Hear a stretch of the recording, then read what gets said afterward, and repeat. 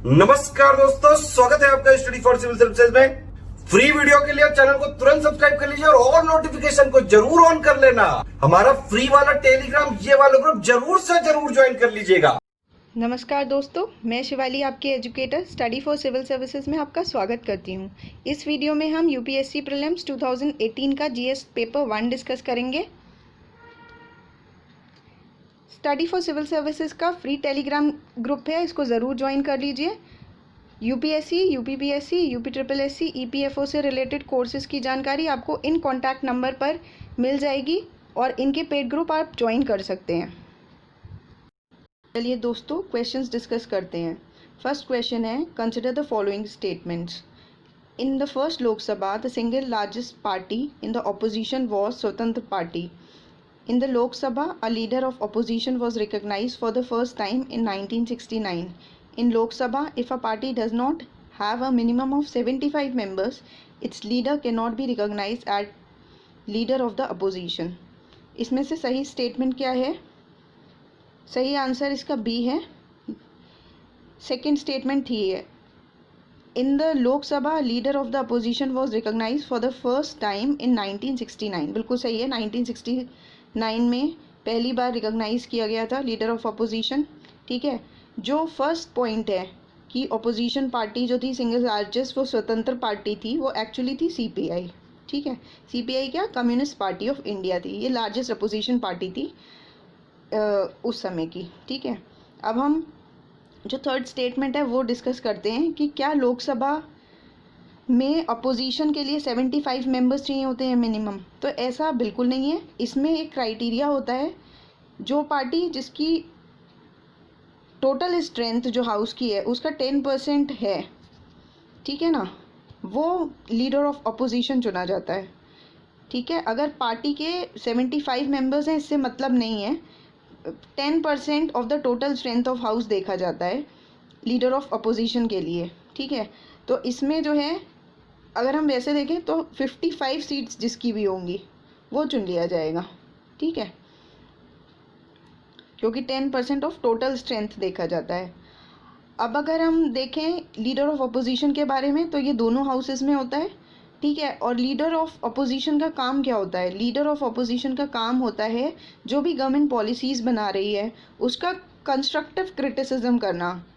Abrupt criticism ना करके constructive criticism, मतलब इस तरह से क्रिटिसिज्म करे कि गवर्नमेंट अपनी पॉलिसीज़ में अगर उनको लगता है कि कुछ सुधार करना चाहिए तो वो सुधार करें। और साथ ही साथ जो ये होते हैं ऑल्टरनेटिव गवर्नमेंट की तरह काम करते हैं। लीडर ऑफ अपोजिशन, जो अपोजिशन पार्टी होती है वो ऑल्टरनेटिव गवर्नमेंट की तरह काम करती है। ठीक है, तो इसका सही आंसर बी हो जाएगा। आगे बढ़ते हैं। Which of the following leaf modifications occurs in the desert areas to inhabit water loss? Hard and waxy leaves, tiny leaves, thorns instead of leaves. इसका सही आंसर डी है, यानी 1, 2, 3 तीनों ही ठीक हैं। डेजर्ट एरिया में क्या होता है, जिससे कि वाटर लॉस ना हो, क्योंकि वहाँ पे वैसे भी पानी बहुत कम होता है, तो जो लीव्स होती हैं वो बहुत ज़्यादा हार्ड होती हैं और वैक्सी होती हैं। छोटी लीव्स होती हैं, यानी स्मॉल साइज़ की लीव्स होती हैं। ठीक है, जिससे कि जो पानी के लॉस की पॉसिबिलिटी है वो काफ़ी कम हो जाए।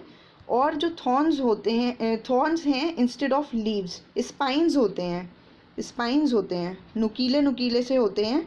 ठीक है, और हार्ड कोटिंग्स होती है उसके ऊपर, जिससे कि वाटर लॉस ना हो। क्योंकि अगर सॉफ्ट होंगे तो जो भी एनिमल्स होंगे उसका मॉइस्चर निकाल के वो उसको खा सकते हैं। इसलिए जो है ये हार्ड एंड वैक्सी होती है, छोटी होती है और थॉर्न्स होते हैं इसमें। ठीक है, आगे बढ़ते हैं। As per the NSSO 7th round situation assessment survey of agricultural households, consider the following statements. Rajasthan has the highest percentage share of agricultural households among its rural households. Out of the total agricultural household in the country, a little over 60% belong to OBCs.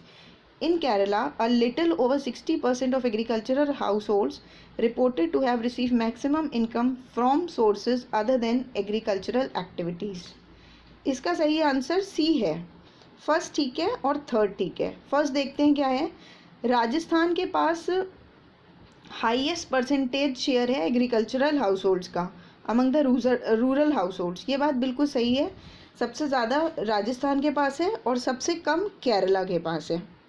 ठीक है, एक बात हो गई ये। Second जो है कि out of the total agricultural households in a country a little over 40% 60% belong to OBC.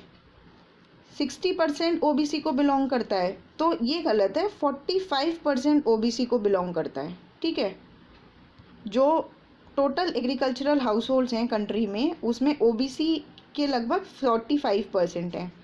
और जो थर्ड स्टेटमेंट है कि इन केरला 60% जो एग्रीकल्चरल हाउस होल्ड्स आते हैं, हाउस होल्ड्स की इनकम है वो एग्रीकल्चर एक्टिविटीज़ के अलावा है। मतलब जो 60% हाउस होल्ड्स हैं उनकी इनकम जो है अदर देन एग्रीकल्चर एक्टिविटीज़ है। तो ये बिल्कुल सही बात है। वैसे अगर देखा जाए इंडिया में तो ज़्यादातर स्टेट्स को की जो एग्रीकल्चर इनकम होती है वो मेन इनकम होती है, लेकिन केरला में ऐसा नहीं है। ठीक है, आगे चलते हैं। How is national green tribunal NGT differ from central pollution control board CPCB? Statements देखते हैं और ये बताना है कि करेक्ट कौन सा है। NGT has established by an act whereas CPC has been created by an executive order of the government. NGT provides environmental justice and helps reduce the burden of litigation in the higher courts, whereas CPCB promotes cleanliness of streams and wells and aims to improve the quality of air in the country. इसका सही answer B है, ये वाला ठीक है। NGT जो है 2010 में इस्टेब्लिश हुआ था और इसका जो मेन एम था वो था एनवायरमेंटल रिलेटेड केसेस को डिस्पोज ऑफ करना। ठीक है, और जो भी फॉरेस्ट और नेचुरल रिसोर्सेज हैं उनको कंजर्व करना। अगर किसी के लीगल राइट्स हैं तो उनको एनफोर्स करना। ठीक है, लीगल राइट्स हैं अगर किसी के तो उनको एनफोर्स करना, उनको प्रोटेक्ट करना और उनको जस्टिस दिलवाना। और साथ ही साथ जो भी एनवायरनमेंट रिलेटेड केसेस हैं उसमें जल्दी से जल्दी स्पीडी जस्टिस दिलवाना भी इसका उद्देश्य है और लिटिगेशन को कम करना इसका एम है। ठीक है, तो ये स्टेटमेंट हमारी ठीक है, सेकेंड वाली। और CPCB जो है वो स्टैचुटरी ऑर्गेनाइजेशन है, ये चीज़ गलत दे रखी है। CPC स्टैचुटरी ऑर्गेनाइजेशन है जो कि 1974 में इस्टेब्लिश हुई थी और ये इस्टेब्लिश हुई थी वाटर एक्ट में, जो कि prevention and control of pollution act है उसके तहत। उसके बाद इसको air prevention and control of pollution act 1981 में इंक्लूड कर दिया था। ठीक है, देखिए अब इसमें क्या होता है, जैसे जो water prevention and control pollution act है ना उसका ईयर पूछ लेते हैं तो वो 1974 है। ठीक है, CPCB इसी साल इस्टेब्लिश करी गई है, ये भी याद रख लीजिए। तो ये दोनों इजी हो जाएंगे याद करना क्योंकि दोनों के ईयर सेम है। और जो आपका air prevention and control of pollution act है वो है 1981 का। ठीक है, ये भी याद कर लीजिए, ये मैच द फॉलोइंग में आ जाता है और पूछ लेते हैं। ये CPCB का क्या एम है, इसके नाम से ही पता लग रहा है कि पोल्यूशन को कंट्रोल करना इसका एम है। ठीक है, आगे बढ़ते हैं। देखिए ये है, the Parliament of India can place a particular law in 9th schedule of the Constitution of India. The validity of a law placed in 9th schedule can not be examined by any court and no judgment can be made on it. इसमें से सही क्या है? सही first है कि parliament के पास power है कि वो किसी भी पर्टिकुलर लॉ को 9th शेड्यूल में लिख सकती है। ठीक है, तो इसको जो है प्रोटेक्शन मिली हुई है, आर्टिकल 31B एक आर्टिकल है उसमें इसको प्रोटेक्शन मिली हुई है। ठीक है, ये है validation of certain acts and regulations और जो कि जुडिशियल स्क्रूटनी से सब्जेक्टेड नहीं है, मतलब उनका जुडिशियल स्क्रूटनी नहीं होगा। लेकिन हुआ क्या था, सुप्रीम कोर्ट ने एक इनका केस था IR Coelho versus state of Tamil Nadu. ठीक है, इसमें एक इन्होंने जजमेंट पास किया और वो ये था कि जो भी 9th शेड्यूल में आएगा that is subject to judicial review, मतलब उसकी जुडिशियल स्क्रूटनी होगी अगर लगता है कि कुछ उसमें गड़बड़ है तो। ठीक है, और उसको चैलेंज किया जा सकता है अगर वो फंडामेंटल राइट्स को वॉयलेट करता है। कौन से फंडामेंटल राइट्स को वॉयलेट करता है? 14 को, 19 को, 20 को और 21 को। ठीक है,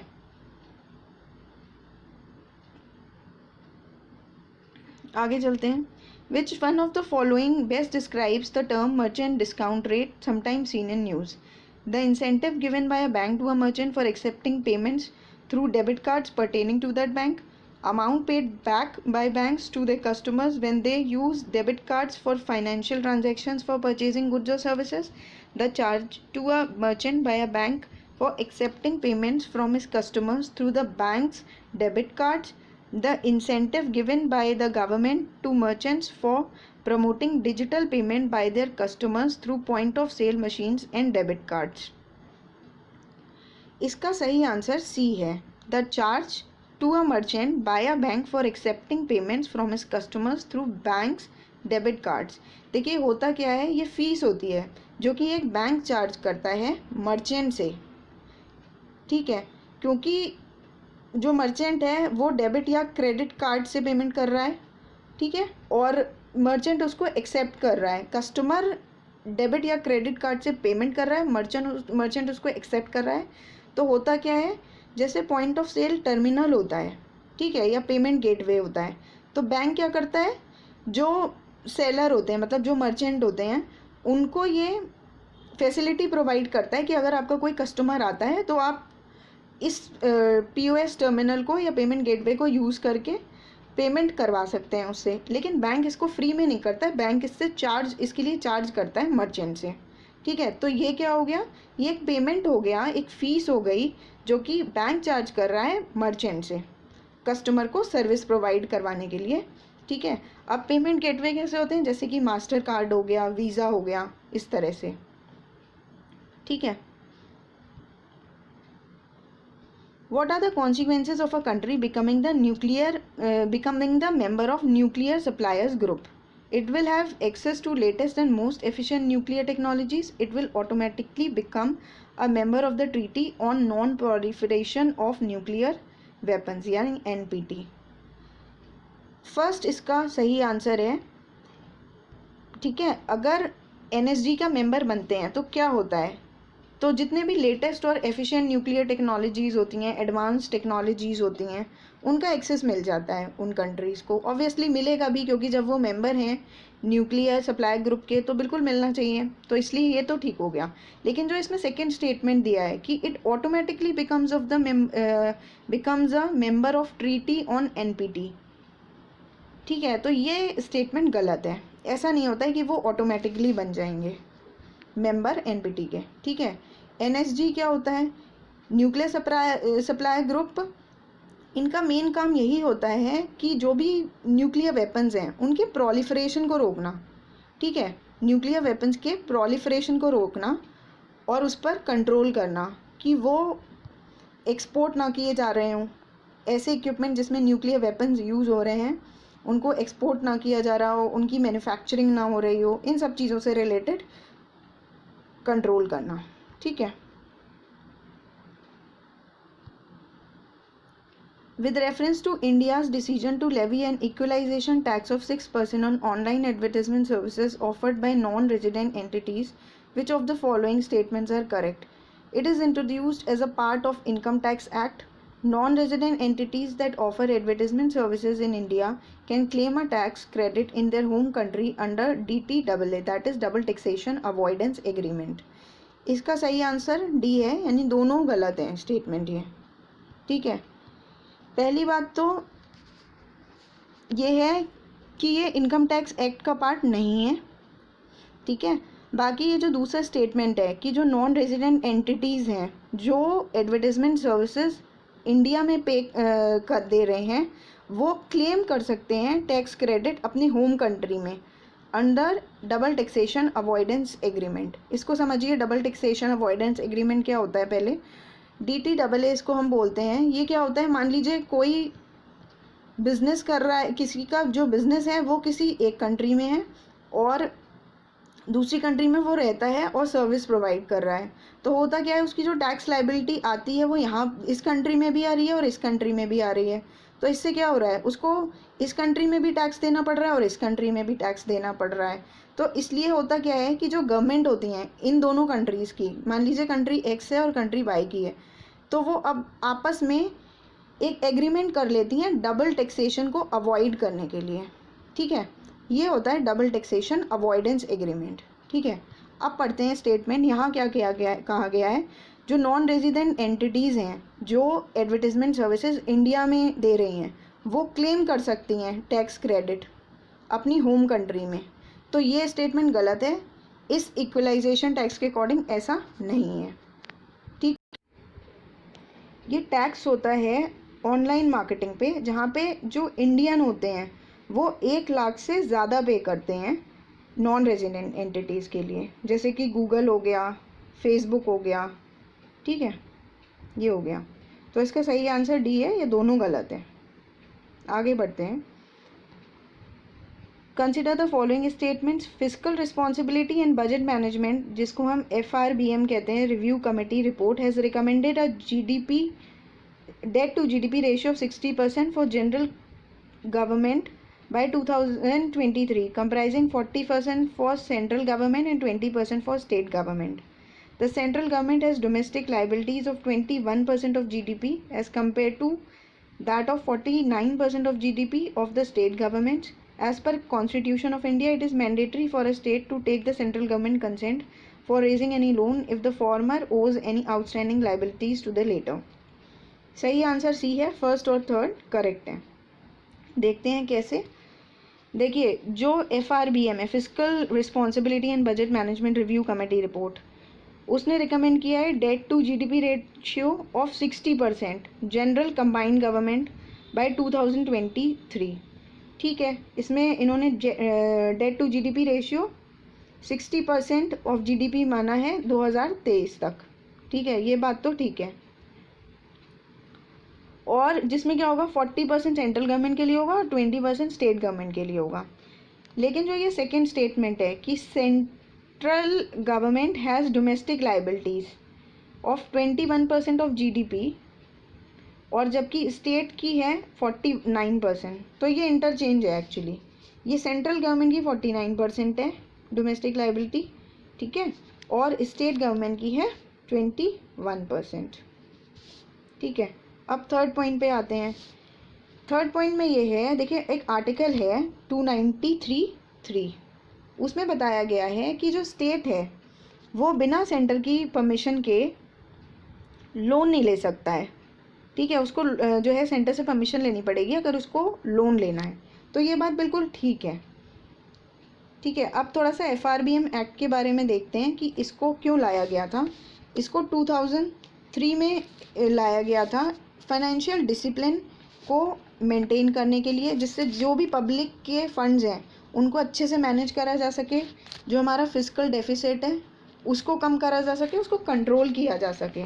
ठीक है, और एक बैलेंस्ड बजट लाया जा सके। तो इसीलिए इसका नाम है physical responsibility and budget management, क्योंकि ये फाइनेंस से रिलेटेड रिस्पॉन्सिबिलिटी को बियर करता है। ये देखता है कि हमारा फिजिकल डेफिसिट बढ़ तो नहीं रहा है, फिजिकल प्रूडेंस मेंटेन है या नहीं, चतुराई से जो है पैसा खर्च किया गया है या नहीं, ये सब चीज़ें। और बैलेंस बजट, यानी बजट जो है वो बैलेंस्ड रहे, एक्सेस ना हो जाए, मतलब हमारा ऐसा ना हो खर्चे तो बहुत हो जाएं और रेवेन्यू कम हो, तो एक उसमें बैलेंस होना चाहिए, उस चीज़ पर ध्यान देता है ये मैनेजमेंट। ठीक है, आगे चलते हैं। Consider the following statements. Quantity of imported edible oils is more than the domestic production of edible oils in the last 5 years. Government does not impose any custom duty on all imported edible oils as a special case. इसका सही answer ए है कि quantity of imported edible oils is more than the domestic production of edible oils in the last 5 years. ऐसा क्यों है? देखिए, India में production तो होता है ऑयल सीड्स का, लगभग जो टोटल प्रोडक्शन है वर्ल्ड का उसका 10% इंडिया कर रही है। लेकिन प्रॉब्लम क्या है? प्रॉब्लम ये है कि यहाँ की डिमांड बहुत ज़्यादा है। अब डिमांड ज़्यादा है तो ऑब्वियसली हमें इंपोर्ट तो करना ही पड़ेगा, तो इंपोर्ट करना पड़ता है उसको। फर्स्ट पॉइंट तो हो गया ये।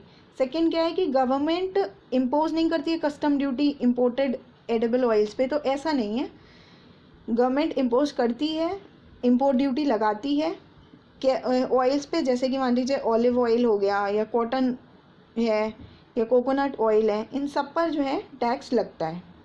ठीक है। He wrote biographies of Mazzini, Garibaldi, Shivaji and Shri Krishna, stayed in America for some time and was also elected to central assembly. वो कौन थे? अरबिंदो घोष, बिपिन चंद्र पाल, लाला लाजपत राय, मोतीलाल नेहरू। इसका सही आंसर है सी, लाला लाजपत राय। लाला लाजपत राय जो थे वो मेजिनी को बहुत ही ग्रेट मैन मानते थे, महान पुरुष मानते थे, और वो उनके गुरु भी थे, मतलब उनको गुरु भी मानते थे वो। उन्होंने ये बायोग्राफीज़ क्यों यूज़ की थी? इसलिए यूज़ की थी जिससे कि पेट्रियाटिज़म की फीलिंग लाई जा सके यूथ में, यूथ को और ज़्यादा मोटिवेट किया जा सके कि वो जो है फ्रीडम स्ट्रगल के लिए लड़ें। ठीक है, फ्रीडम स्ट्रगल में पार्टिसिपेट करें। आते हैं अगले क्वेश्चन पे। इसमें करेक्ट बताना है। Aadhaar card can be use as a proof of citizenship और domicile. Once issued Aadhaar number can not be deactivated और ओमिटेड बाय इशूइंग अथॉरिटी। ये दोनों ही स्टेटमेंट गलत हैं। आधार को हम, डी आज का ऑप्शन है, आधार को हम प्रूफ ऑफ सिटीजनशिप या डोमिसाइल नहीं कह सकते हैं। ठीक है। और जो दूसरा स्टेटमेंट है उसमें ये कहा गया है कि UIDAI जो है वो डीएक्टिवेशन का ऑप्शन देता है आधार में, आधार के लिए डीएक्टिवेशन का ऑप्शन देता है। आधार क्या होता है? ये वेरीफाइबल 12 डिजिट आइडेंटिफिकेशन नंबर है जो कि UIDAI देती है रेसिडेंट्स को, इंडिया के रेजिडेंट्स को फ्री ऑफ कॉस्ट। ठीक है, तो इसका सही आंसर कोई भी नहीं है, दोनों गलत हैं। Which of the following have shrunk immensely, dried up in the recent past due to human activities? Aral Sea, Black Sea, lake, Baikal. इनमें से कौन सी ऐसी है जो कि सूख गई है? इनमें है सही आंसर ए, वन ओनली, आरल सी। आरल सी जो है वो बिल्कुल सूख चुकी है। अब ये है कहाँ लोकेटेड? तो ये सेलाइन लेक है और ये है सेंट्रल एशिया में। ठीक है। जो एरियाज़ कवर होते हैं इससे वो है Kazakhstan, Kyrgyzstan, Uzbekistan, Pakistan, Afghanistan. ये इतनी ज़्यादा ड्राई हो गई है कि इसका जो एक्चुअल साइज़ का उसका केवल 10% बचा है। ठीक है। अब लेक बेकाल भी श्रिंक हो रही है, लेकिन सबसे ज़्यादा जो इस समय श्रिंक हो रही है वो आरल सी ही है। अच्छा, आरल सी किस किस के बीच में लोकेटेड है? तो वो कज़ाकिस्तान और उज़्बेकिस्तान के बीच में लोकेटेड है। ये क्वेश्चन UPSC ऑलरेडी पूछ चुकी है। ठीक है, तो इसको याद कर लीजिए कि ये कज़ाकिस्तान और उज़्बेकिस्तान के बीच में है Aral Sea. Rule of law index is release by which of the following? Amnesty International, International Court of Justice, office of UN commissioner for human rights, world justice project. इसका सही answer D है कि ये जो rule of law index है ये release किया जाता है वर्ल्ड जस्टिस प्रोजेक्ट के द्वारा। इसका एम क्या होता है? ये देखना कि रूल ऑफ जस्टिस जो है ऑल ओवर वर्ल्ड फॉलो किया जाए, रूल ऑफ लॉ को ऑल ओवर वर्ल्ड फॉलो किया जाए, और ये एनालाइज करना कि कौन सी कंट्री किस एक्सटेंट तक रूल ऑफ लॉ को फॉलो कर रही है। अगर हम एक इम्पॉर्टेंट चीज़ देखें कि इसके 8 डायमेंशंस हैं। देखिए, ये जो डायमेंशंस हैं आप इसमें से कुछ जो हैं अपने मेंस के आंसर राइटिंग में लिख सकते हैं। ठीक है, जैसे कि लिमिटेड गवर्नमेंट पावर है, एब्सेंस ऑफ करप्शन है, ऑर्डर एंड सिक्योरिटी है, फंडामेंटल राइट्स हैं, open government, regulatory enforcement, civil justice, criminal justice. ये सब चीज़ें क्या इंश्योर कर रही हैं कि लॉ को फॉलो किया जा रहा है। ठीक है, आगे बढ़ते हैं।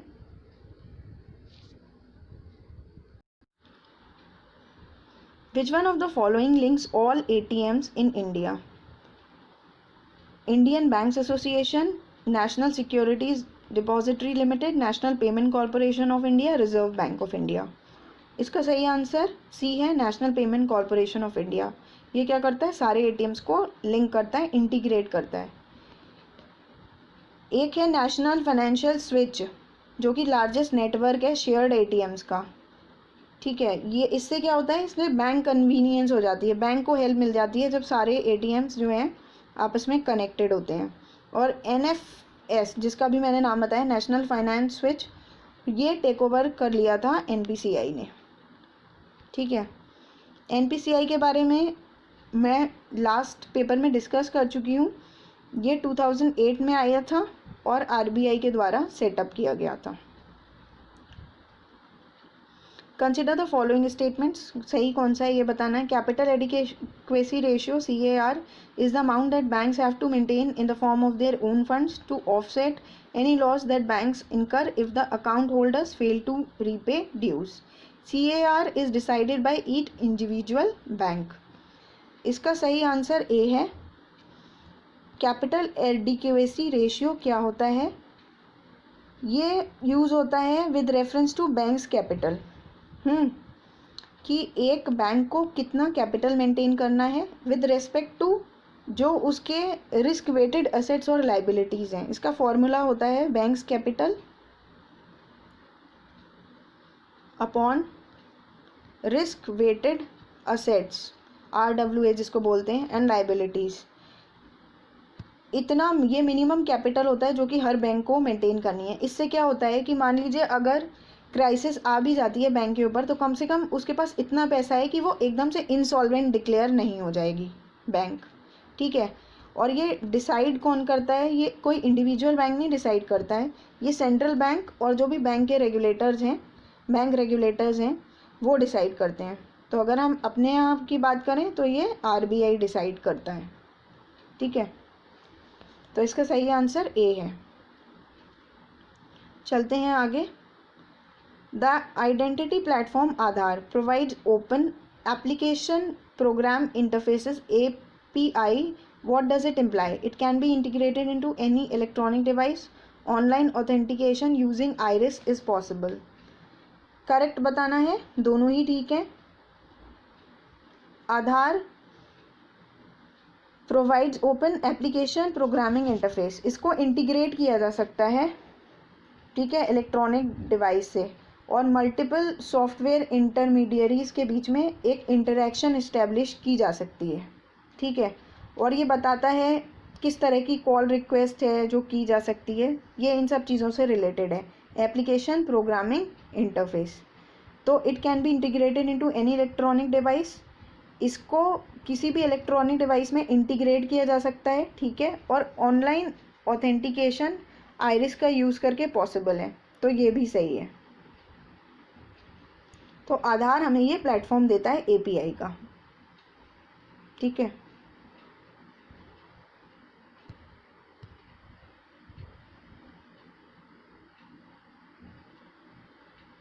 Very recently, in which of the following countries have lakhs of people either suffered from severe famine, acute malnutrition, or died due to starvation caused by war, ethnic conflicts?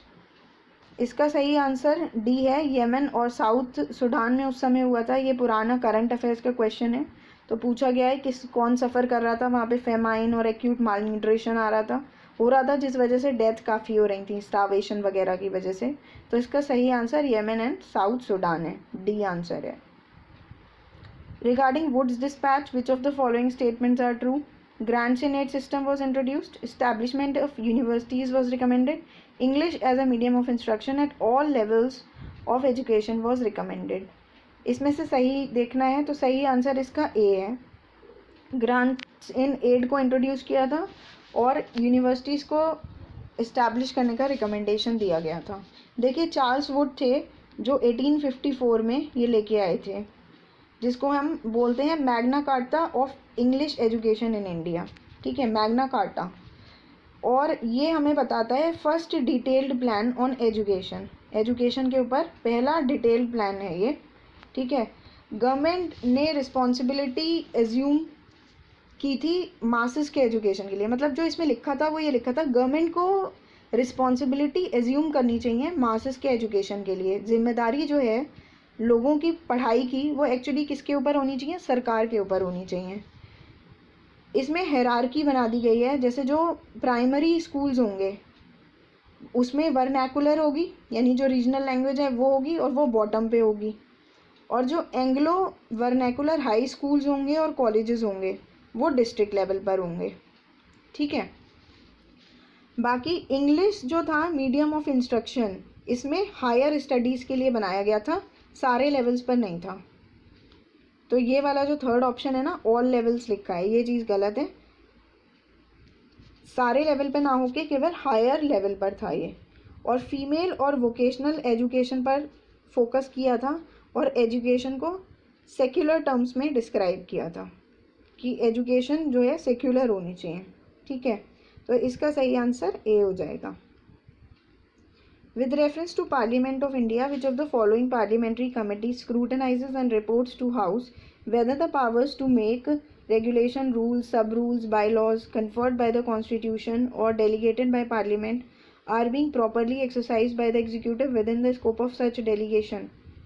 Committee on Government Assurances, Committee on Subordinate Legislation, Rules Committee, Business Advisory Committee. इसका सही answer B है, committee on subordinate legislation. देखिए इसमें है क्या, इसमें 15 members दोनों houses में होते हैं। ठीक है, और इसको अगर हम इस्टेब्लिशमेंट की बात करें तो ये 1953 में कमिटी को इस्टेब्लिश किया था।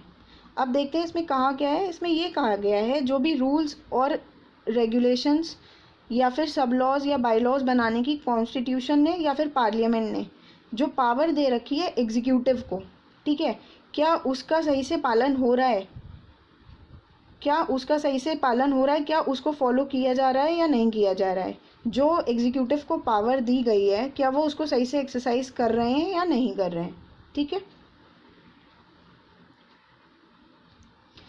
Consider the following statements. As per Right to Education RTE Act, to be eligible for appointment as a teacher in a state, a person would be required to possess the minimum qualification laid down by the concerned state council of teacher education.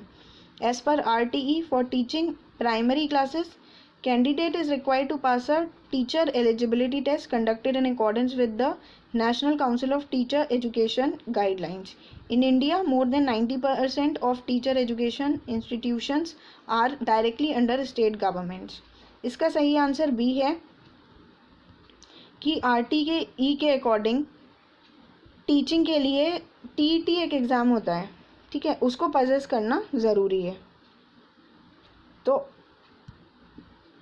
RTE में act 2009 में ये minimum education qualification बताई गई थी जो teacher class first से 8 तक पढ़ाएंगे उनके लिए बताया गया था कि TET पास करना ज़रूरी है। तो वही सेकंड स्टेटमेंट में दे रखा है। ठीक है, और जो फर्स्ट स्टेटमेंट और थर्ड स्टेटमेंट है वो गलत है कि 90% जो टीचर्स हैं वो डायरेक्टली हैं स्टेट गवर्नमेंट में, ऐसा नहीं है।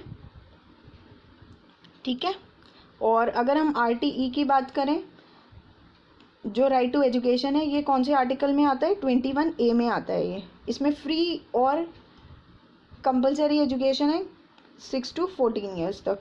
ठीक है, अब बताइए इसमें हायर एजुकेशन भी इंक्लूडेड है या खाली एलिमेंट्री एजुकेशन है। आप इसको कमेंट करके कमेंट सेक्शन में बताइए। ठीक है, ट्रेडिशन दे रखे हैं और स्टेट बता रखा है, अब देखना है कौन सा ठीक है।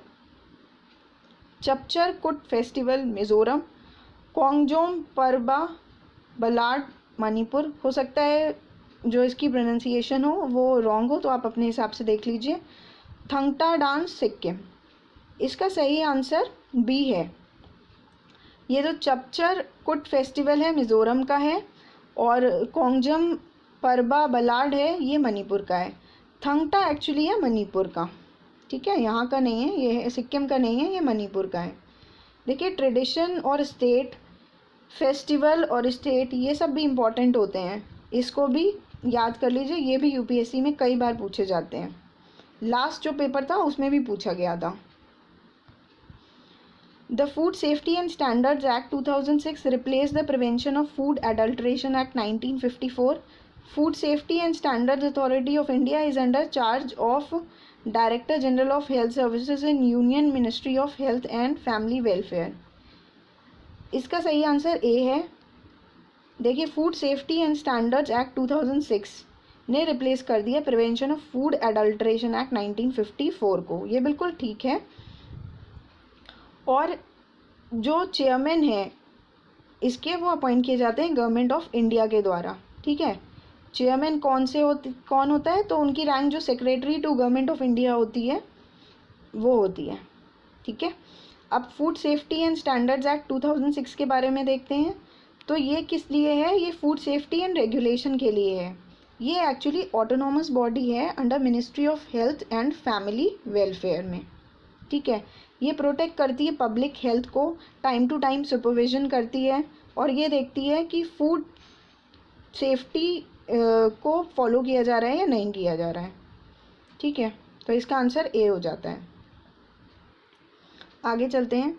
The term two state solution is sometimes mention in the news in the context of affairs of China, Israel, Iraq या येमन। तो इसका सही आंसर बी है, इजराइल इसका आंसर है। ये टू स्टेट सोल्यूशन जो है ये काफ़ी न्यूज़ में रहता है और ये एक्चुअली बाउंड्री डिस्प्यूट है इजराइल की और पैलेस्टाइन की। ठीक है, तो इसका इजराइल आंसर ठीक है। With reference to provisions made under National Food Security Act 2013, देखना है हमें कौन सा स्टेटमेंट सही है। Families coming under category of below poverty line BPL only are eligible to receive subsidized food grains. Eldest woman in a household of age 18 years or above shall be the head of the household for the purpose of issuance of a ration card. Pregnant women and lactating mothers are entitled to take home ration of 1600 calories per day during pregnancy and for 6 months thereafter. इसका सही answer B है। ये जो point है कि जो eldest women है 18 years से अबव की, उन्हीं को हेड माना जाएगा राशन कार्ड इशू करने के पर्पज़ के लिए। ठीक है, लेकिन क्या इसमें खाली बीपीएल कवर है? तो ऐसा नहीं है, इसमें और भी क्लासेस इंक्लूड हैं, कई सारे क्लासेस इंक्लूड हैं, उनकी पूरी लिस्ट है। तो खाली बीपीएल इंक्लूड है, ये गलत है। और जो इसमें थर्ड पॉइंट है कि प्रेग्नेंट वुमेन और लैक्टेटिंग मदर्स को 16 कैलोरीज पर डे मिलेगा, तो ये 1600 कैलोरीज ना होके ये 600 कैलोरीज है। ठीक है, ये मिलेगा प्रेग्नेंट वुमेन और लैक्टेटिंग मदर्स को। और चिल्ड्रन को जो 6 to 14 ईयर्स की एज में है, तो इनको ICDS के अकॉर्डिंग और इनको मिड डे मील्स के अकॉर्डिंग राशन मिलेगा। ठीक है, थोड़ा सा हम नेशनल फूड सिक्योरिटी एक्ट 2013 के बारे में देखते हैं कि ये जो एक्ट है ये 75% रूरल पॉपुलेशन और 50% अर्बन पॉपुलेशन को कवर करता है। इसमें एंटाइटलमेंट क्या है, कितना ले जा सकते हैं? 5 किलोग्राम पर पर्सन पर मंथ, 5 किलो पर पर्सन, एक पर्सन एक महीने में। राइस 3 रुपीज़ में, वीट 2 रुपीज़ में और कोर्स ग्रेन्स 1 रुपीज़। ठीक है, तो इसका सही आंसर बी हो गया। साथ ही साथ इसमें एक चीज़ और देखते हैं कि मैटरनिटी बेनिफिट जो है 6000 का दिया जाता है। ठीक है, अंत्योदय अन्न योजना में क्या होता है, 35 kg दिया जाता है पर हाउस होल्ड पर मंथ। वैसे 5 है लेकिन अंत्योदय में 35 kg है। और इन केस अगर फूड ग्रेन्स नहीं सप्लाई किए जाते हैं तो फूड सिक्योरिटी अलाउंस दिया जाता है। ठीक है, फूड सिक्योरिटी अलाउंस दिया जाता है। इस वीडियो में इतना ही। अगर ये वीडियो आपको अच्छी लगी हो तो इसको प्लीज़ लाइक करिए, शेयर करिए। तब तक के लिए good bye, take care, thank you.